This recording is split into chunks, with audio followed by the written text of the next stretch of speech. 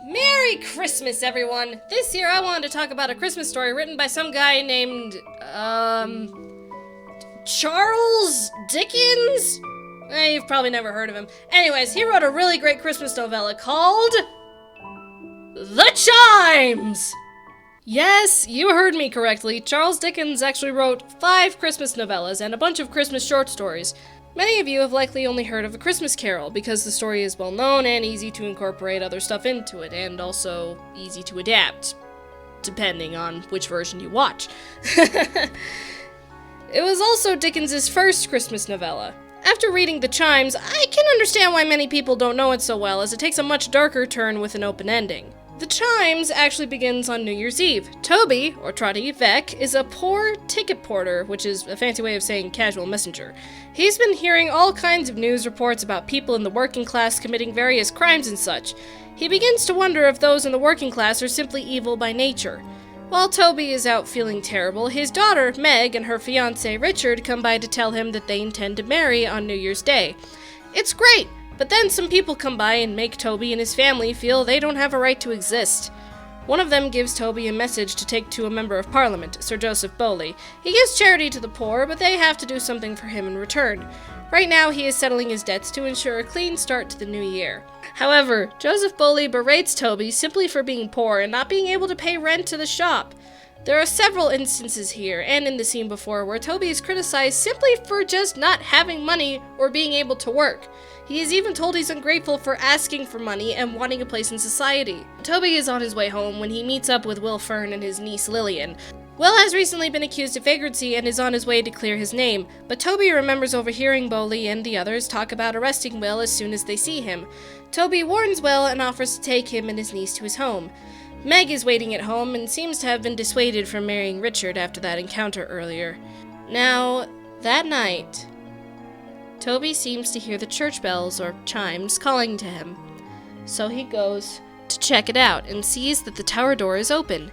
Inside are the goblin spirits who ring the bells. They reprimand him for losing faith in man's destiny to improve. Toby is also told that he fell from the tower and is currently dead. The goblins proceed to show him what's happening to those closest to him as they live their lives. A lot of stuff happens here, but to sum it up, Richard has become a drunk, and Meg married him in hopes of saving him, but he later dies, leaving her with a baby. Will is in and out of prison due to petty laws and restrictions. He has a big monologue about it, too. Meg's life has finally reached a point where it's so awful, she considers ending her own life and the life of the baby. The spirits of the chimes explain to Toby through all of this that mankind is not naturally evil. In fact, quite the opposite. They keep striving to do nobler things and only turn to the worst of the worst if their spirits are crushed beyond repair. Toby begs the spirits to save Meg as she's about to jump, and he realizes right then that he is able to touch her, since he was a ghost this whole time earlier and couldn't touch anything, but now he can, and through this he was able to save her. Then Toby wakes up at home. This whole thing seemed to be a dream. The bells ring in the new year, and Meg and Richard are busily preparing for their wedding. Now this is where it gets interesting. The author pops in here and asks if the dream was the ghostly experience Toby had or the upcoming wedding. It is up to the reader to choose how this story really ended. That's it. That's where the book ends. Now let's get to the analysis. Okay, let's point out the big obvious lesson. It is never right to condemn those who are less fortunate. Will Fern's big monologue explains that he has been to jail time and time again for the littlest of things, to the point where if he just walks into a house to clear his name, he gets arrested. No one pities him.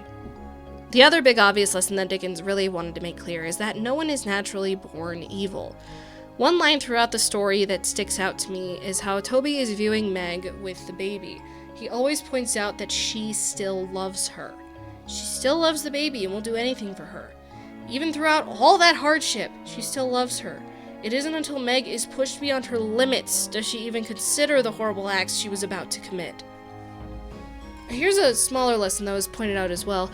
One of the sins that the goblins pointed out to Toby was that he has been focusing too much on what was, not what is. The solution? Stop focusing on the past and focus on improving the future. Be an interesting paper to write about each one of these topics.